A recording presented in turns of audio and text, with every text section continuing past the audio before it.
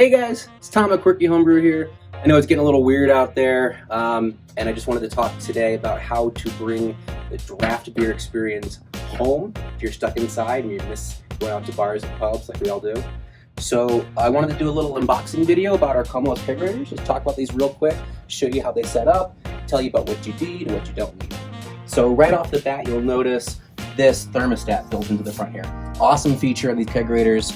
Gives you the control to change the temperature as well as control a fan. We'll talk about that in a second. But personally, I like my beer a little warmer, say 40 Fahrenheit, so I can turn it up. You like yours colder? Turn it down.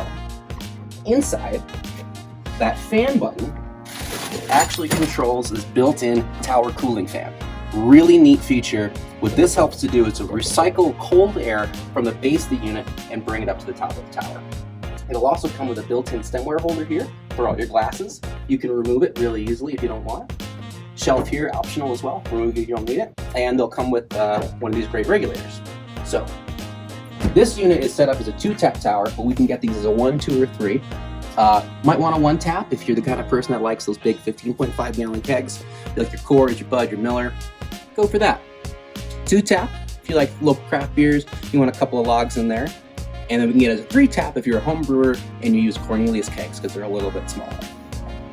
So these are all stainless faucets, come with handles, come with shanks on the inside. We'll get to that in a second.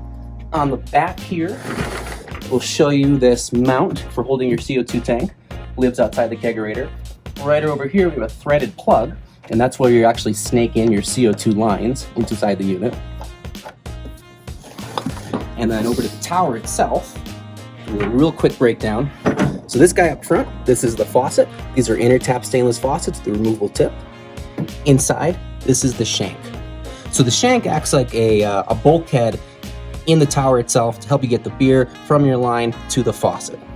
And when you're installing it, we're going to install the lines right onto that barb here, and then they'll get snaked down the tower into your kegerator. And the Komos Kegerator brands are really cool because they use these duo-tight fittings. If anyone's ever seen a shark bite, it's going to look really familiar. But no clamps, simply press in, and you've got a snug fitting. To remove it, press down. It's easy with 2 fingers. Comes right out. And so it'll come with these duo-tight fittings, ones that are specifically meant to go right on the shank itself, so you don't have to do any clamps up here. It makes life a lot easier. And then come over here. So if you're buying commercial beer, you're going to need one of these couplers. This is a Sankey D-style coupler, and then we've outfitted it here with the same 2 duo-tight connections. This side is for your gas, this side's for your liquid. Really basic, pushing gas in, which pushes pressure down in the keg, forces beer up and out. If you're a home brewer, you might have seen these before. These are called ball lock fittings, and they're called ball locks. You can see up inside there the little ball bearings. So to use these, you simply pull up, push down in your keg, and engage. For homebrew side, instead of having 1, we have 2. So this is gray for gas, black for liquid.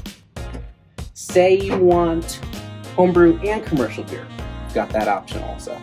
So we've got our regular D-style coupler here, and then we have our ball lock adapter fittings. So your home brewer, you have all these attached to your hoses. When you want a commercial beer, you get this guy out. Snaps right on there. Snaps right on there. Now you're never having to cut lines or remove the hoses.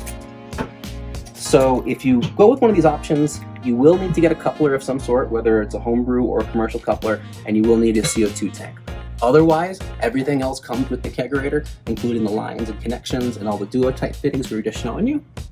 And we have a few of these on stock right now, but if you have any questions, any other comments, looking to make a little bit more custom, please give us a call. We're here to help. And thanks for listening.